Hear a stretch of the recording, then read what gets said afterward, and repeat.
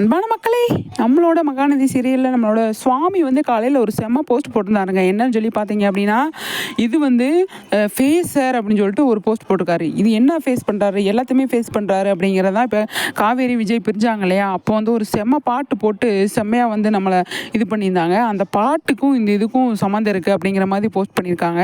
ஆனால் எனக்கு தெரிஞ்சு இது அப்கமிங்கில் வர்றதுக்கு தான் நிறைய சான்ஸ் இருக்குது. ஏன்னா காவேரி பிரச்சனை, விஜய் இப்போ வெண்ணிலாவும் பிரச்சனை, காவேரி வந்து என்ன சொல்லிட்டு போனாங்க அப்படிங்கிறது தெரியல. விஜய் வந்து நீங்கள் முடிச்சுட்டு வாங்க அப்படிங்கிற மாதிரி தான் சொல்லியிருப்பாங்க. தனியாக வந்து பிரிஞ்சிருப்பாங்களோ அப்படின்னு சொல்லி தான் தோணுது.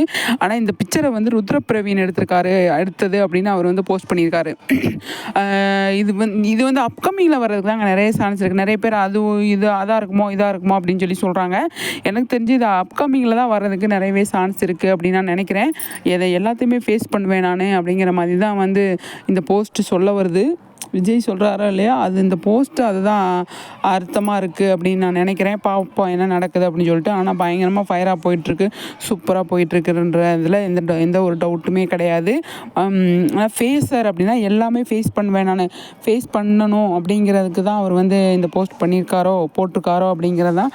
ஆனால் சோகமாக உட்காந்துருக்காரு. அந்த டிஷர்ட்டில் வந்து பார்த்தீங்க அப்படின்னா ஃபேஸர் அப்படின்னு சொல்லி போட்டிருக்காங்க. செம்மையாக வந்து சூப்பராக வந்து நம்மளோட விஜய் போஸ்ட் பண்ணியிருக்காருங்க. பாப்பா என்ன நடக்குது அப்படின்னு சொல்லிட்டு. என்ன மக்களே சொல்கிறீங்க?